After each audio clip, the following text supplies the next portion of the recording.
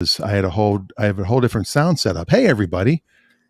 I couldn't hear Raffi at all. That must have been frightening. It was weird too, because you kept talking. I'm like, and I kept asking you questions, and I'm like, I can't hear it. So why am I asking him questions? And I kept talking, thinking you could somehow understand me. It's like when you text somebody, "Are you awake?" Like, what are they going to answer? No, There's only one answer. Anyway, welcome to Clutch Radio. It's Saturday, June 5th. It's a little after 10, but that's okay. We don't have to start exactly on time every time. You know, you got to give people a little shock. We'll start the show, and then we got lots to talk about. If you have any questions, you can post them in the comments if you're watching on Facebook or Twitter or YouTube, and we'll see you in a moment. It's time to start your engines and be part of the conversation. You can always ask the experts, Raffi Manassian and Dan Rosenberg, because it's now time for Clutch Radio. The show starts now. Apparently, this show starts now. How about that? Welcome to the show. As I always say, if you have any questions, you want to talk anything about cars, put it in the comments, and we will, of course, do our best to answer those questions and talk to you about, whatever. If it's got to do with a car. And I see that you are sporting the Clutch Radio swag today. I've got the hat. It's got the hat. Have you got the mugs yet? I have not ordered any mugs yet. We will get some mugs, but like I said before, if you want to get anything, it's airdanshop.com. There you go. I'm thinking I might have to order some stuff. I need a sweatshirt, maybe a t-shirt. I got to get a mug. Yeah, I think we both have to have mugs so we can There you go. Do that in the morning. we should have a bunch made up and then bring them to the Cars and Coffee. Yes, we should also get a Cars and Coffee logo made, and we can get swag with that as well. There you go. It's all print on demand. Go ahead. It's all about the merch, Dan. It's all about the merch. Do you know, though, I mean, bands that tour and comedians that tour make more money selling merch than they make doing the shows most of the time. Yeah, it's absolutely true. You know, one of my buddies from way back at Art Center, Chip Foose, he does a great job building hot rods, and he's a very talented designer, talented builder. But I remember him telling me that at one point in his career, he was making more money from licensing deals and from merchandising T-shirts and other items than he was building hot rods. Yes. Yeah. I also think that, we should get him on the show sometime, your old buddy. Oh, yeah. I think I might have interviewed him once in LA. Really? I interviewed somebody at the mall in Culver City, and they were just about to, they had a new show coming out and they're making an appearance there. And they said, hey, if you want to interview him, and I wasn't sure who he was. And I had this long conversation, and I'm pretty sure it was him. Ah, there you go. Yeah. I remember at one point, one of the places I worked with, they were doing licensing for a bunch of different art related properties. And I remember one of the top sales guys coming in and saying, does anyone know who Chip Foose is? Who's Chip Foose? And I was like, I think you're talking about Chip Foose. And I thought, well, yeah, I do know who he is. And so that was I think probably early on in his career, but he was still well known. Yeah. But merchandise is huge. Absolutely. I mean, those guys on the Orange County Choppers or whatever that show was. Oh yeah. They were about to not go back on the air. This is a story. I'm pretty sure it was them. They were getting $10,000 an episode or something.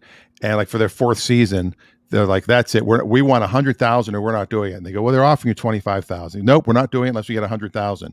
And their manager said, do you know how much money you make in merchandise selling T-shirts? And they go, no, how much? And they go, you made like $13 million last year. They go, okay, we'll do the show for free. We don't care.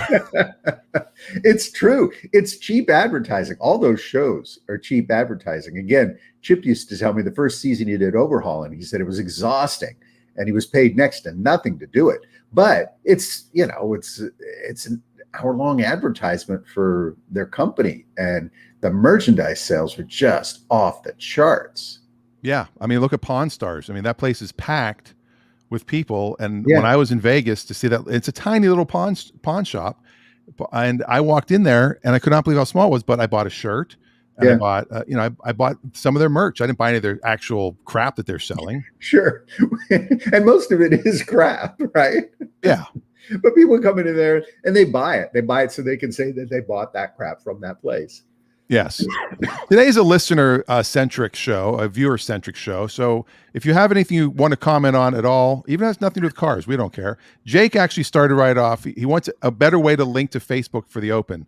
Tries to start and tune in early. There is no early tune in because Facebook just goes live. Like we could do a 10-second countdown, but the show doesn't really start until, we talk for a few seconds, a few minutes. You didn't miss anything, Jake. But if That's the beauty of this show. You won't miss much. Yeah, even if you watch the entire show, you don't miss much. But as long as we've got Jake with us, I did want to do a shout out. Jake asked to do a shout out about an upcoming event, the Woodward School graduation. Here local on Bainbridge Island. That is here local on Bainbridge Island. And they are seeking muscle cars and cars from the 60s primarily. They're going to do a beach theme for their graduation. So it's going to be outdoors. And they want to have some cars there to help sort of convey that theme. And, this is for kids. Kids, obviously, whether middle school, elementary school, or high school, had a challenging year. And so it's a great thing to celebrate, get out there and be a part of. So if you have a muscle car and you are in the area, you could be in Poulsbo, Silverdale, or if you even want to come from across the water from Seattle area, what a great way to spend the day. Come in, help out some kids, show your muscle car, bring your car to young people so that we can continue to talk and exchange ideas around cars. And Jake, if you could write in, I wasn't sure exactly of the date. Is it the 15th of June or Dan, do you know? You know what?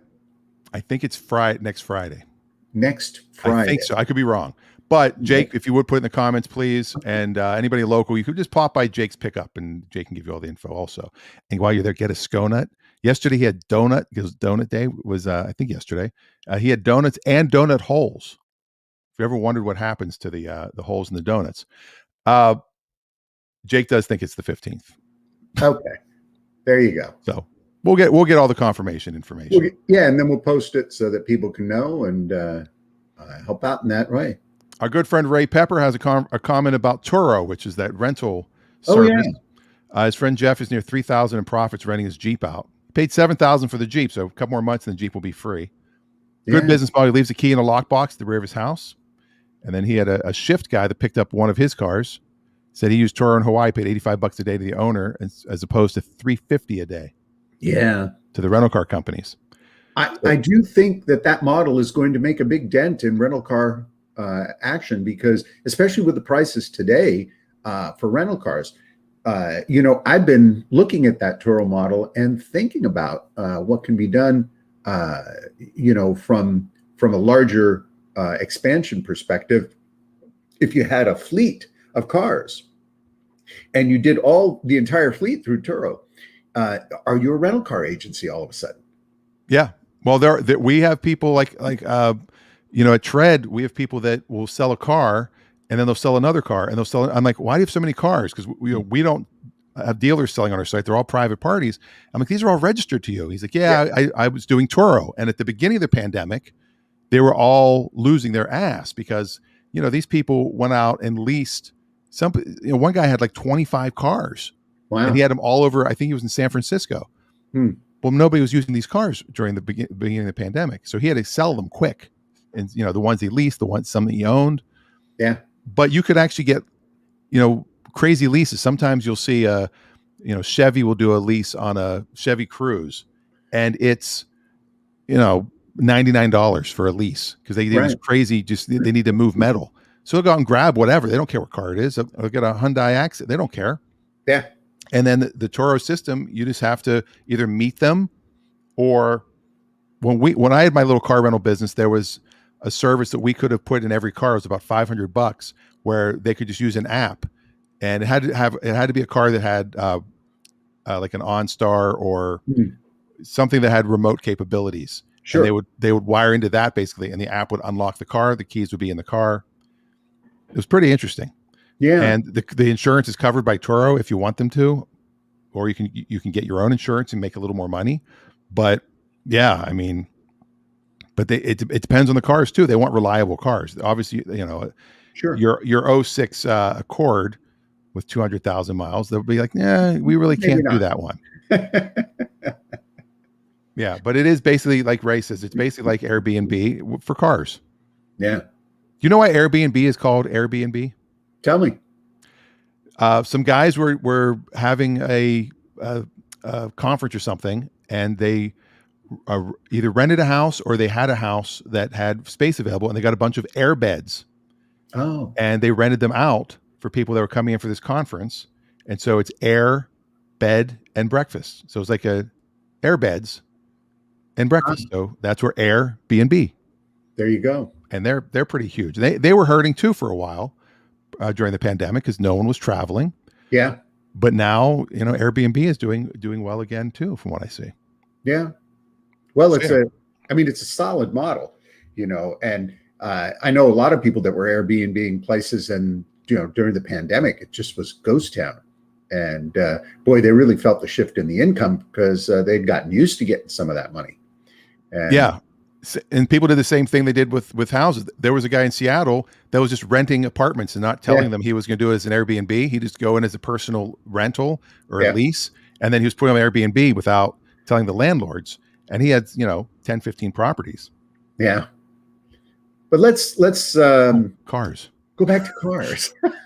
I did have a topic I wanted to talk about. Again, if anybody wants to bring anything in the comments, but I've been noticing a lot of advertising from Polestar. And Polestar, not an award winner of a gentleman's club, not the star on a pole. Polestar is an electric vehicle, which is a premium brand of Volvo, which is a brand of Geely, which is a Chinese company. Right. But I've been seeing a lot of their ads popping up in my feeds of different, various social media, and they have a pretty cool car that's out that's apparently very available right now, called the Polestar 2, which is actually all electric. The Polestar 1 that they first came out with was a plug-in hybrid. Yeah. It was not an all electric, but this one, I'll pull it up real quick. It's kind of a hatchback-ish car. It starts at $59,900. Because it's pure electric, you can still get the federal $7,500 credit if you buy it. But here's the interesting one: is the lease program. I put in my car as a trade, and estimated what I think they should give me as a trade, based on what Carvana quoted, which I thought was insane, but I went lower than that. And I could get one of these with a 3-year lease for like $360 a month. Really? Yeah, and they're not in Seattle yet. I'd have to get it from the San Francisco location, right? And it looks like they would still deliver here. They still have a delivery program where they will bring the car to me. And if I ordered now, it says I could have the car within 2 weeks. That's pretty impressive to get a brand new electric vehicle in the premium segment for $360 a month. And your trade is probably, what are they giving you? 15 grand on the trade? I assume 10. I went really low. So this is a beautifully made automobile. I've seen these in various digital presentations like this. It's top of the line. They've done an exceptional job of building a really, really fine automobile. The styling, in my opinion, is a little stiff. It doesn't quite come together as a complete harmonious vehicle. It looks part SUV-ish and part sedan-ish. And so it's got a bit too tall midsection, and the back of the car feels a little, again, I use the word stiff. The front of the car looks actually pretty nice. It has unique signature. There's obviously some Volvo DNA in there. But I think overall, the quality of the vehicle is what is so impressive. It's just a very, very highly developed car with exceptionally nice detailing.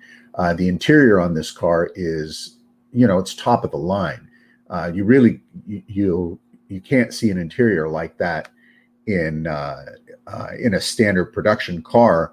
But because they're offering it here, I think what we're going to see is their future model, lower cost model cars are going to have that type of interior fit and finish, which will be really quite something. To see that kind of fit and finish in a $30,000 to $40,000 car would be surprising. We've seen the difference in the premium Lexus and the volume Lexus, but I think over time what we're going to see is the lower price cars are going to start featuring some of the highest end interior amenities. And a lot of people now are buying cars on interior features more so than exterior features. Yes. And Chris in the comments, who's a Volvo lover, says Volvo DNA because it is a Volvo. Well, Yeah, yes, it is a Volvo. It's a Geely, really, because Yeah. it is made in China. Yes. It is not made in Volvo's home country, but it is a Chinese-made vehicle. They will bring it to you, which is still kind of amazing. They'll deliver it. I didn't even fill out a whole form, and they've already called me 3 times from the location in Marin County, California. I Yeah. haven't talked to them yet. My wife doesn't like the look of the car. But the problem is you could get a loaded Tesla Model 3, which is about the same size, Yep. for about $5,000 less, that has better 0 to 60 and a longer range. And you also have more than a decade's worth of Tesla technology and proven technology in their electric scenario. You also have access to Tesla's supercharging stations, which is important if you use an electric vehicle for long-range transportation. And I don't know what kind of infrastructure is in place for the Polestar at this point for electric charging, other than... I think they use the standard plug. Okay. So and that's fine, but you're limited in terms of the amount of time that it takes to... Oh, the dogs. Who let the dogs out? But yeah, I mean, it is better to have the Tesla. If you're going to get an electric car right now, you might as well get a Tesla, because they are kind of the granddaddy, so to speak. They've got the infrastructure in place. Yeah, you can get an electric vehicle that's made by a company that's got a dealership network. Polestar is not just available at every Volvo dealer in the country. Right. And you're also going to have limited service availability. If you've got that car in a place or a part of town where there's limited service, you're not going to be able to get that car serviced at a regular station or an independent place unless you lose a tire or there's something with your brakes. It's possible they may be able to work on some of that stuff, but more major drive mechanisms, starting, troubleshooting the electronics, that's not something everybody's going to be able to do, at least not for a while. Right. Now, Chris mentions Tesla's great, but trying to get service is a nightmare. I did not have a problem when I had my Tesla. It was early on. I mean, it was 2012, and I had it from I think 12 to 16. I only took it in twice, because that's only times I had to take it in. And there was a leak in the sunroof, and they did have it for, I think, a week. And because it was under warranty, they said it would have been about a $7,000 fix. They gave me a nice bright red new one to drive for that week. I had 0 problems with service with Tesla. Well, and that could be because you are or were an early adopter of the Model S, and you also bought new. There have been complaints from many people who buy Teslas used that especially older series ones, Tesla has not been the most responsive to the people who buy the Tesla used because they just, I don't know why, but that is something I've heard other people complain about as well. Well, I think part of it is because the Tesla model is that they do not want their service departments to make money.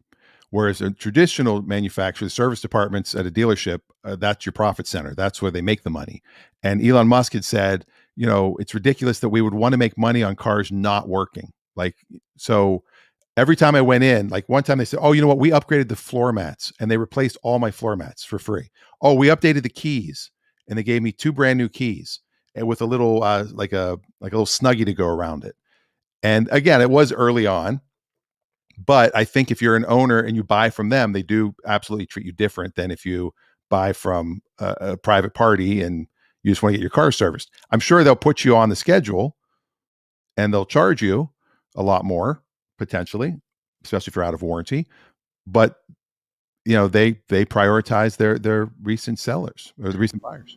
Well, and it's important, and this is why the people at Polestar are not leaving you alone. You've been identified as an early adopter, so they want to groom as many early adopters as possible because, generally speaking, people who purchase early in the product cycle from a new company, the term early adopters, they're also brand evangelists. So you would get out there driving the car and you would speak highly of the vehicle because it's important for you personally to confirm your preference by your purchase by going out and broadcasting that you made a good decision.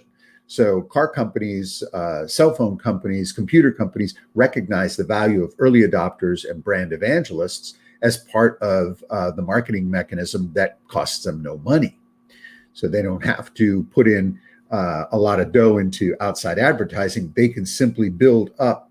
That's why with Tesla, they invested heavily in giving you free floor mats and upgrade the keys and things like that, just simply because they knew it would help validate and confirm your purchase and continue your ongoing evangelism for the brand. Yeah, and there's the Kia. That's the other one. The I think it's the EV6 that they just announced. It is also an amazing looking vehicle. They had a program where you could get on their list. They're only doing 1,500 pre-orders, and it was a $500 refundable deposit. And I logged in literally, I don't know, 10 minutes after they had launched it, and they had already had all 1,500 spots filled. Yeah, I can believe it. That's going to be a very successful vehicle, I think. And I think, we're going to see more and more. We'll see a higher concentration of electric vehicles. Hybrid electric vehicles, of course, will still continue to sort of fill the gap in between for some time. But we still have not addressed the problem of battery consumption and the downstream environmental factors associated with extensive lithium mining in order to build these high density batteries.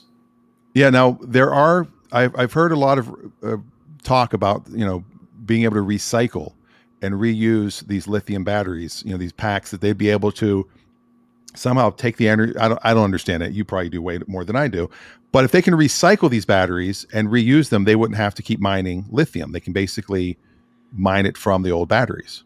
Yes, that is true, but there's only so much recovery that you can get, and the cost and environmental impact of recovery, because there is waste associated with the retrieval system in the recycling. There's always waste associated with downstream recycling.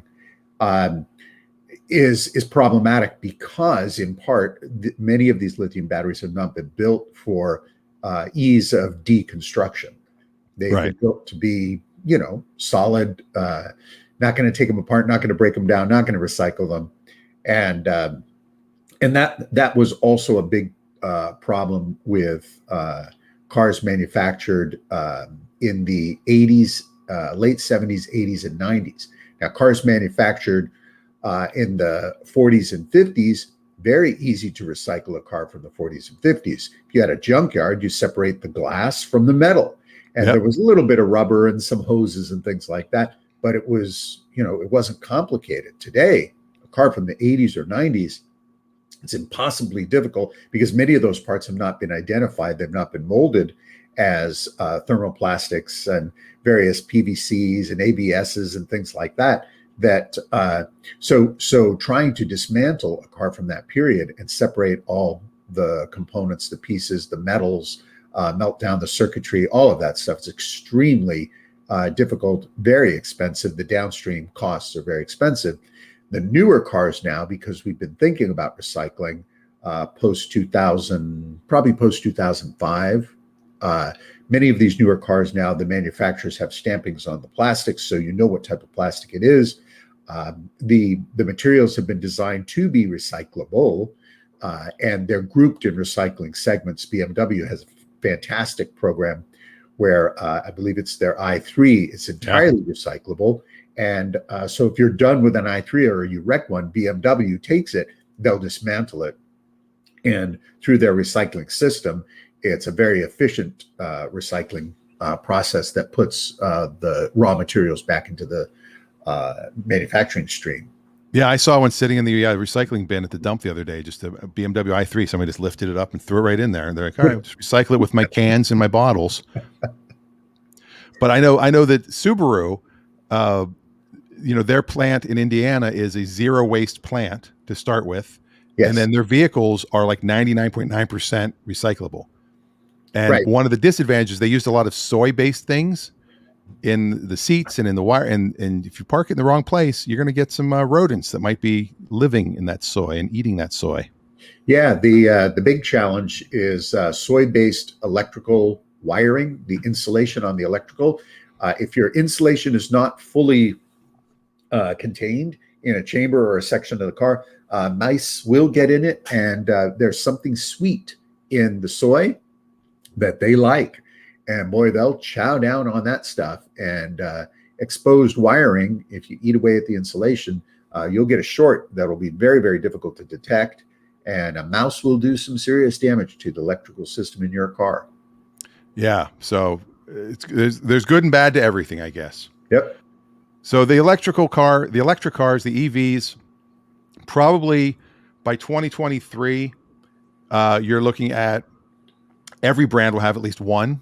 Because it looks like, Volkswagen has theirs, Audi has theirs, Porsche has theirs, BMW has theirs, Mercedes has theirs.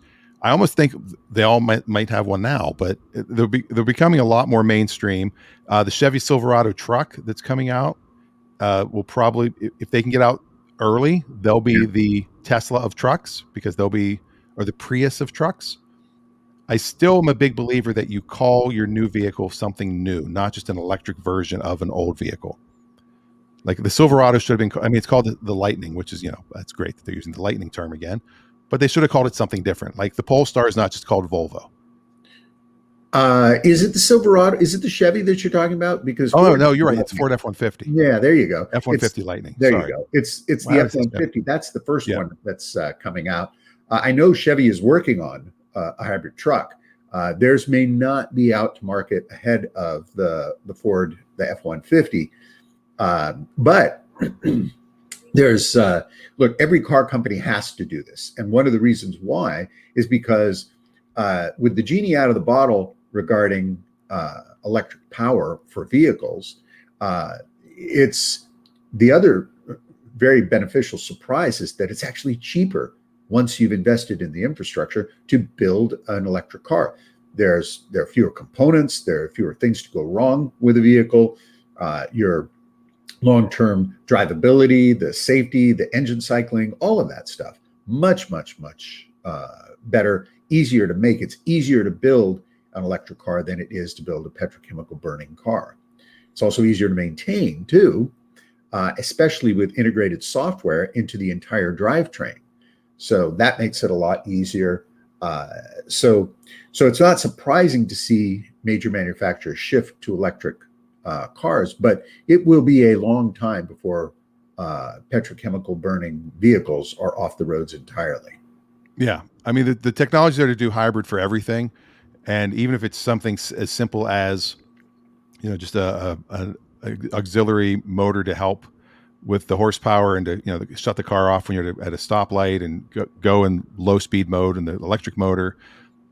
I just don't see why more of them aren't doing it. But yeah, and the answer is because the purchase or the sales have not been astronomical. When Ford brought out the Mustang, within a year they sold 1 million cars. That's a lot of cars to sell by one manufacturer within a year. Well, within 4 years, literally all the major manufacturers were pumping out muscle cars, pony cars, 2+2 cars, and it was an enormous shift in the automobile industry. Same thing is true with economical low-cost cars. That happened as well. But those types of shifts are easy to do by changing platform. The electric shift was difficult in part because of the challenge of the lithium-based batteries. And Tesla's big thing was developing the high-density lithium-ion battery for use in the automobile. And once range anxiety had been dealt with supercharging stations and more pervasive electric infrastructure, the cars were able to take off and do quite well. What remains to be seen, however, is will Tesla continue to be the innovator in a sector that is now going to be dominated by companies that have billions of dollars of development resources to dedicate to beating the technology that Tesla has developed. Yeah, and speaking of Tesla, and you mentioned parts, and Chris does have a good statement in the comments. Wonder what will happen to Teslas when they're out of warranty. They're expensive to keep. Suspension components are expensive, drivetrain, motors, and batteries, etc. Door handles, screens. Yeah, there's probably going to be this is my thought. It was rumored that when Teslas were hitting the used car market or were being wrecked and showed up at the salvage auctions, Tesla was buying them all back because they didn't want their technology out there in the hands of other people. They were trying to control the car, and they finally gave up on that. And I think what's going to happen is people start buying up these cars, and you'll find you have used auto centers or junkyards that are nothing but Teslas. You'll have a place where I can get the handle. Everything you need will be available. And I'm sure they're already out there. But, the biggest problem with Tesla, not the biggest problem, the biggest advantage with Tesla was, Elon Musk said, I'm going to give away all the patents to all the cars, but I'm going to keep the battery technology. So these other manufacturers that are making cars are using some of his, some of Tesla's designs and some of Tesla's technology, but they got to get the batteries from somewhere. And he's got these giga plants. I think there's 4 or 5 of them now across the world where they're building the batteries. Yeah. And that's a very smart move. So the answer to Chris's question is that once there is enough volume in the leftover Teslas, and that's something that companies keep track of, once there's enough volume leftover Teslas to justify re-engineering second-tier parts, companies will start by dismantling Teslas and looking at the weakest parts or the parts that break down the most, and they'll reverse engineer those parts using their own tooling. They may even contact Tesla to acquire the older tooling. Tesla may be working on a deal with an independent manufacturer to supply parts for their vehicles. As an automotive manufacturer, you're required to supply parts for your vehicles, I believe, up to 10 years.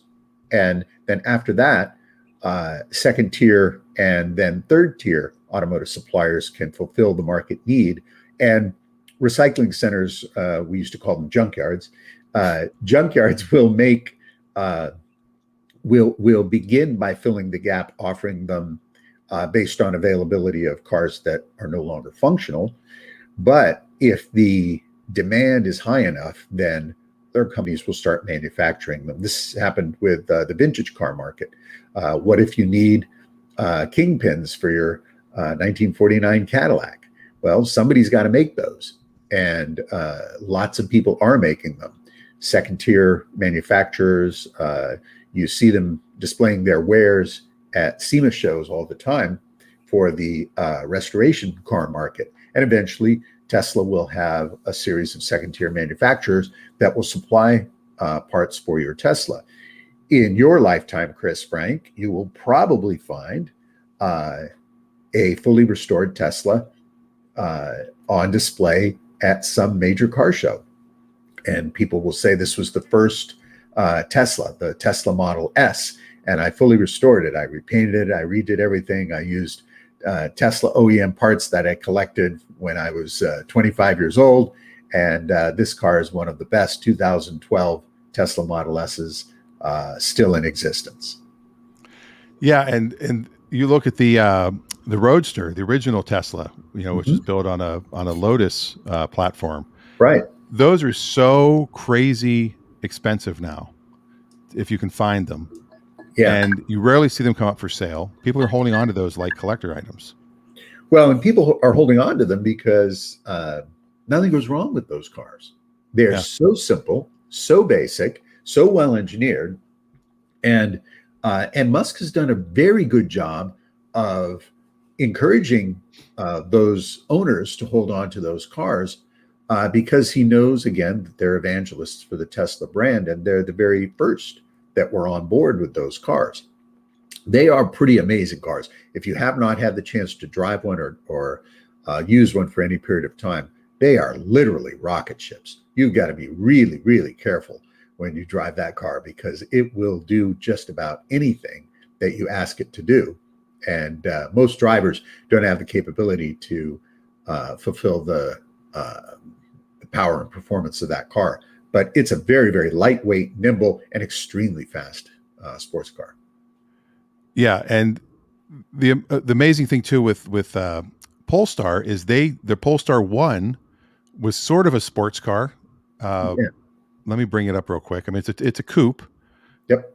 And it's not all electric. It is a hybrid. But you can pick you go on the website, you can pick either a metallic paint. Yeah. You've got, your 4 choices. Or you can go with a matte paint. Nice and flat. But there's not a whole lot of options except your paint colors. Yeah, this design wheels, there's pretty much, I guess you can go glossy black, but then it doesn't. There it is. It's $160,000. Yeah, the design of this car also was really kind of a mystery to me. If you can hone in on the full image of that vehicle, to me, that's a very 1990s, early 2000s design. That's not a design that, to me, looks contemporary. I don't see anything in the profile that makes it better looking than a Mustang. In fact, I think the Mustang is a better looking car than this. For something like this, I think what ended up happening when they designed this car was they ended up just focus grouping it to death. So for a car that has so much really exceptional technology and capability and the backing from the company, they really should have pushed the limit a little bit more and made it something a little more visually striking.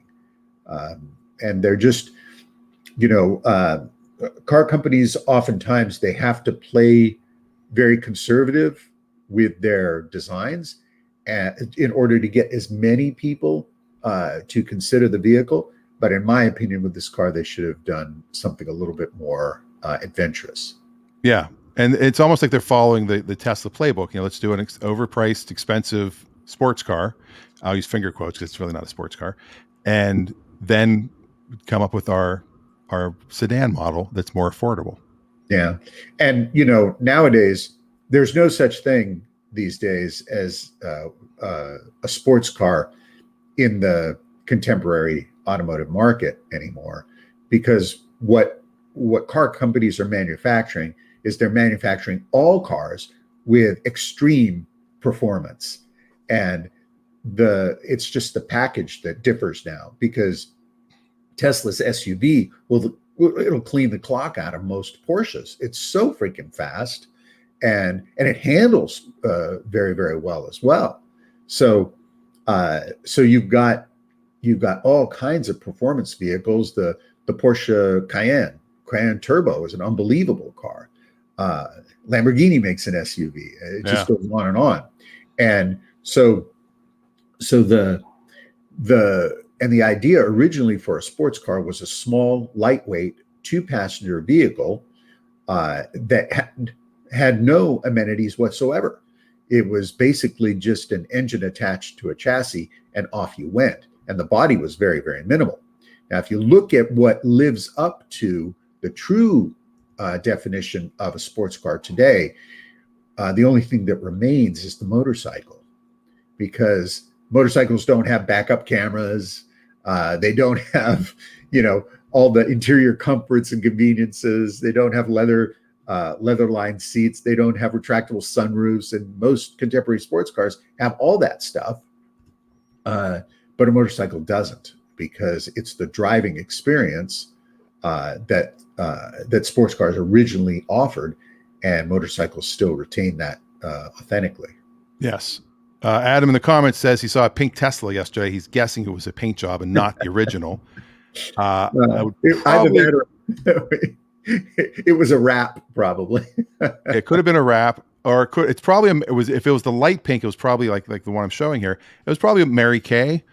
That could be. Mary Kay Cosmetics. They do a lot of promotions with their sellers, people that sell that, and you earn a car. Yeah.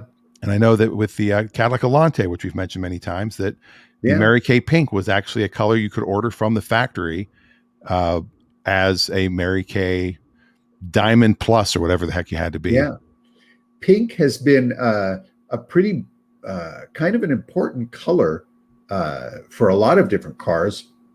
It was, as you said, of course, the Mary Kay pink, and they did a fantastic job working with Cadillac with that with their marketing and promotions.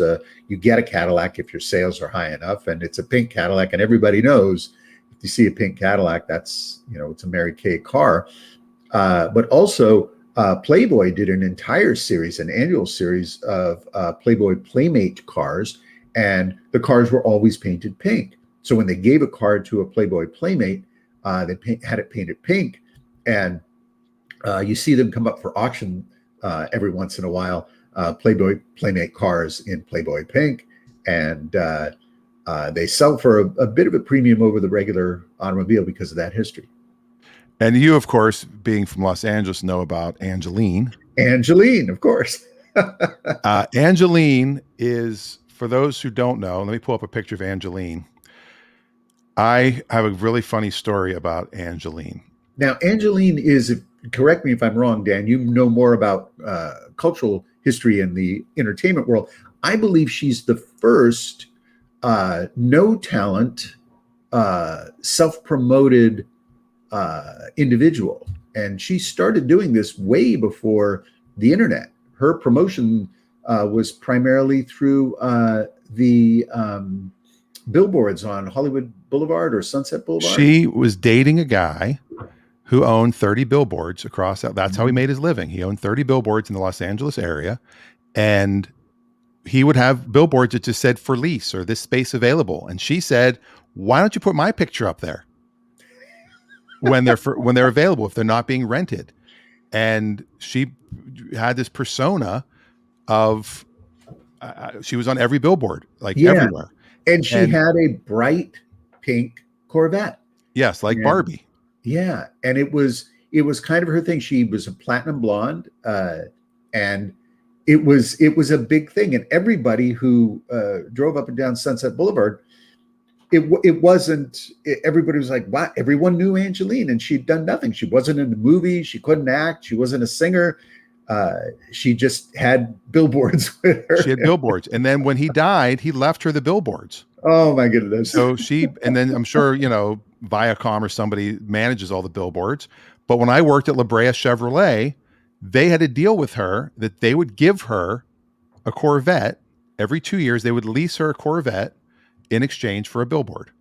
How about that? So they had a billboard on, I think, La Cienega for La Brea Chevrolet, and she would come in every 2 years and bring in her Corvette that was painted pink, and we weren't allowed to sell it pink. We had to have it repainted back to the original color, and then we'd sell her new one, and it would go to the body shop and they would paint it, in between the two. And I had the pleasure of picking up the pink Corvette from the body shop and driving it back with her. And yes, I did actually get to meet her, and she's actually super nice, but you look at her and go, "How old are you?" you can't tell. There's so much, as you can see in this picture, there's so much, and this is a recent picture because that's a newer Corvette. but this was in 2000, 99 or 2000. Yeah. And so you're talking 21 years ago, and she looked like she was 80 then. Well, she was, I think, in her, I'm going to say in her 30s, in the 80s, the first time I had seen. Oh, really? So she was only in her 50s when I saw her? She might have been. Wow. No offense, But but in the 80s, when those billboards first popped up, she was, I think she was in her 30s at that time. But nobody knew anything about her. And no one knew why these billboards were there. And no one knew what her agenda was. But everybody knew her. Angeline. so I just found a little information on her. She was the Billboard Queen of the 80s, became a Hollywood icon by having a billboard of herself. Yeah. Her life was pretty mysterious. You can't find out too much information. But apparently, she did a few music videos and cameo appearances in movies. And she was actually in the movie Earth Girls Are Easy. There you go. So that's... and I'm sure she did a great amount of free advertising for General Motors on the Corvette. One of the things that the General Motors realized with the Corvette in the mid to late 80s was that a lot of women were buying Corvettes, and that was something that they had not done enough market research on, and discovered that they were in fact buying Corvettes. So they started to market a little bit more aggressively toward women, and I think she may have helped with that. This is about what she looked like when I met her, and that's around the right year of a car right there too. Okay. So, yeah. Okay. We had no idea this show was going to go into that area today, but you never know where we're going. You never know. And I'm actually trying to keep some notes, so when I put the podcast up, I can say, here's some stuff we talked about. Because usually I'm like, what did we talk about? Jake does say that the other picture, that was a 2014 or newer Corvette. Yes, that was the C7 in the other picture. And in this one is probably 2000-ish. Yeah. Based on the headlights from what I can see. So yeah, so that was a fun time in my life to there you go. Deliver a car to Angeline. Well, and speaking of fun times and reminding me of Sunset Boulevard, I think it's time for us to go old school, Dan. Oh my goodness, is it that time already, Raffi? I think so. Like my fake acting. All right, well, let's go old school.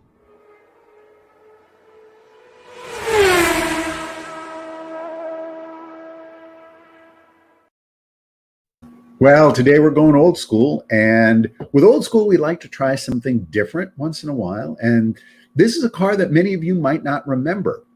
It comes from a brand that many of you might not remember, and it is from the Ford line of products and in the Mercury division. Now, Mercury was the mid-range automotive offering. You had Ford, Mercury, and Lincoln being the premium, but in the middle was the Mercury, and the Mercury offered a lot of performance cars and a little bit higher, let's say higher option availability on certain cars.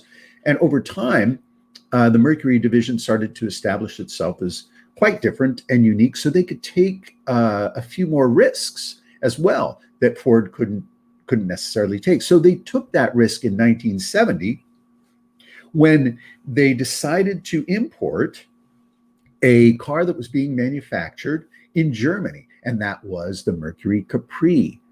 And the Capri was a very unique automobile. No one had ever really realized how the European market cars could be imported into the United States, and without having to incur additional costs in manufacturing in the US, take a European market car and bring it into the States. So they brought the Mercury Capri into the United States, and sales were actually quite brisk. What they found over a pretty brief period of time, that people wanted a little bit more power in the American market cars, and the Capri being a 4-cylinder, I believe a 1.6 liter, they upgraded to a 2-liter, but then they did something very unique, I believe in 72. They put a V6 engine into the Capri, and that was, surprise, surprise, the first American market car with a production V6 engine in its place. And the V6 had been around in the Ford Taunus, which was a European, primarily British car. But the V6 in the Capri finally gave the Capri the power and performance that it needed to compete in the American market segment. And so the Capri was manufactured from 1970 to 1978. And that model right there, I believe, is a V6 Capri. It was a very stylish car for the 70s. Of course, the front and rear impact bumpers didn't necessarily help the design very much, but this was a car that you could get for very, very little money. I think it was about $2,300, and you could get them nicely optioned. They were sporty, stick shift, high revving engine, or with the V6, you could get a little bit more power for highway driving. And a lot of youth-minded people bought this car. And today, not many of them exist. So they got used up and sort of tossed away. But when you can find a really nice one that is largely original condition and perhaps hasn't been rusty, these are cars that are quite unique and worth restoring. They're not complicated. You can do the basic mechanicals yourself. The brakes, the transmission, the engine, they're all fairly basic Ford product stuff, and parts and various trim pieces are available. So even if you had to do a complete restoration on one, you could certainly do it. They are hard to find, though, in the United States now. They used to be a lot easier to find, but over the years, they've just deteriorated, gone away, and many people haven't spent the time to restore them. Now, the Mercury Capri, of course, also later in its later life became kind of a Mercury version of the Mustang when the Mustang 2 was out. And then it became kind of a weird two-seater convertible for a while, too, like in the 90s, if I remember correctly. Yes. And both those cars, the Mustang derivative Capri was what they call badge engineering. So they simply changed the front and rear fascia on the Mustang and rebadged it as Mercury. And then when they did the Capri two-seat convertible, very unfortunate looking car. But they sold for a brief period of time here in the United States. But this model is very specific and I think an attractive car if you're looking for something that is unique, different. It's a car that actually is very practical too. It's got room in the back seat. There is a back seat, and it's not one of those tiny sports car back seats. Kids can actually fit in them. Smaller adults can fit in them. It also has a hatchback, so you can lift up the rear section and load it up with stuff in the back, and it actually holds a fair amount of stuff in the back as well. Yeah, and what they've done to it in the 80s, like you were just saying, the only Mercury Capri I could find anywhere local was this one, and that's a Mustang. That is a Mustang. It's basically just, I think the hood was different, the front and rear bumper caps, the trim, not a lot of variation in the look of the car. Whereas the Mercury, the Cougar that was manufactured concurrent with the Mustang in the 60s and 70s was a completely different car. Yeah. And a good looking car. Yeah. So that's old school for today. The Mercury Capri. And you can wear Capri pants when driving it if you like. You can. Men can wear Capri pants too. I anybody can wear them. Sometimes you want to show your ankles off. There you go. What are you going to do? Before we get out of here, if you have any other questions you want to post in the comment section, you can ask us pretty much anything. Ray does mention this car of the week that he has over at Stokes Auction. So I told him, what the heck? We'll put that one up real quick. It is a 6-cylinder 2003 5-speed Mustang. Why, Ray? Why? Listen, there's nothing wrong with a 6-cylinder. You can get a heck of a lot of performance out of a 6-cylinder engine. Honda has a 6-cylinder engine that can be modified to put out 1,000 horsepower. You can modify the 6-cylinder engine in this Mustang to get more horsepower than you can out of many V8 engines. Buick built a turbocharged V6 engine that would stomp the heck out of the quarter mile.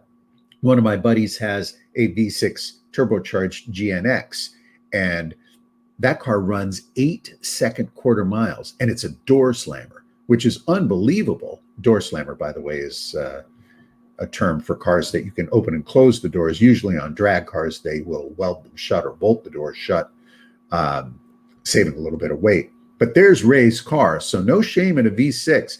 It looks like the interior's in great shape. The exterior looks pretty good.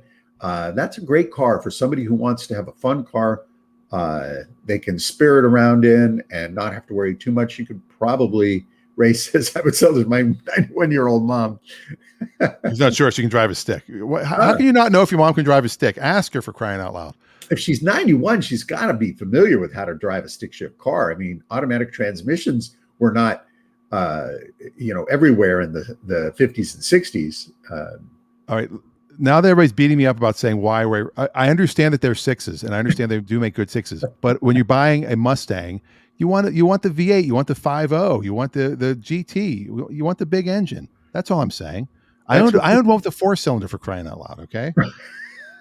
I do have a question here. Do you see something odd about the interior? No. Leather seats in the front, cloth seats in the back. I did not notice that. That could just be the lighting. I can't imagine that would be the case. It looks totally different. Ray, help us here. Are those leather in the front, cloth in the back? That's like the mullet of cars. Now you're not helping Ray. Well, no, or that could be an oddity. We had a car once that came in that had a leather driver's seat and a cloth interior. The rest of the entire, like the passenger seat was cloth, the back seat was cloth, but the driver's seat was leather. It's entirely possible that it was this a car mistake was in the ordered. factory.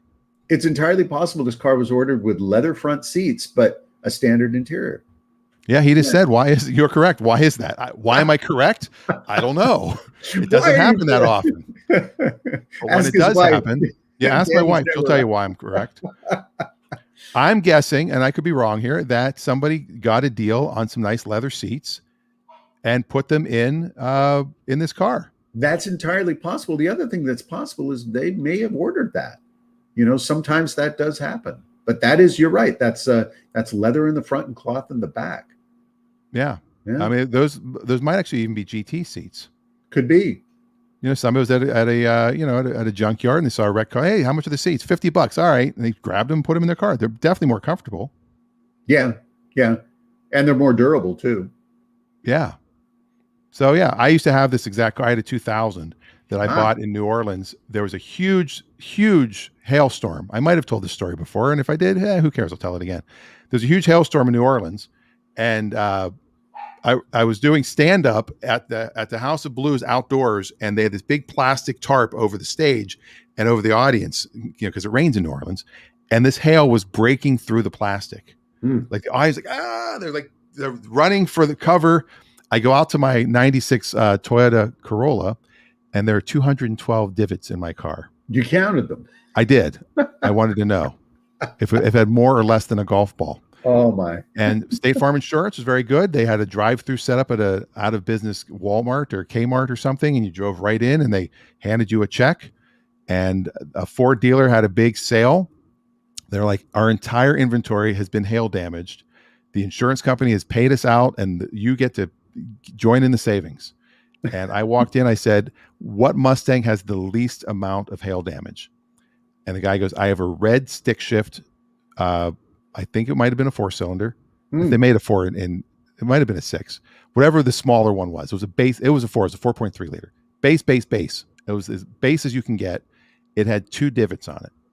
Oh. And they received something like $7,000 per car on their lot. So they were giving $7,000 off every car. And he had a black GT that looked much better, but it had a lot more divots. Yeah. And it was still $7,000. So I got $7,000 off plus a discount. Plus I traded in my car, which they gave me like more than they should have. And I had their car. I drove across country when I moved to LA. And then of course some guy ran a stop sign and I wrecked it. Wow. But I did have, and the interior was identical to this. Except did you name it Mary? Did I name it Mary? Yeah. Hail Mary. Oh, Hail Mary. Okay. I was trying to figure out where you're going with that. And we'll end on that dad joke. If you have any questions during the week, by all means, go to our Facebook page at Clutch Radio Show. You can find us there. Like our page, communicate with us, talk to us, whatever you want to do. We're here for you. And we do like your questions. If you have questions about the car show for the local middle school here, if you're listening to the podcast, you have no idea what we're talking about. But if you're local, send us a message or pop into Jake's pickup on High School Road there. And pop into Jake's, get a donut, get a cinnamon roll on Saturday. Good grief. Everything he makes there is fantastic. Start making more deviled eggs, Jake. Oh, the deviled eggs are, I was never a deviled egg fan. I know. And it's just like, it's a bloop, bloop, and they're gone. Yep. All right. And we'll do a food show some other time. There you go.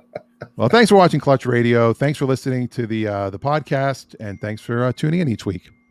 My mom just texted me. Maybe ask Raffi about her car.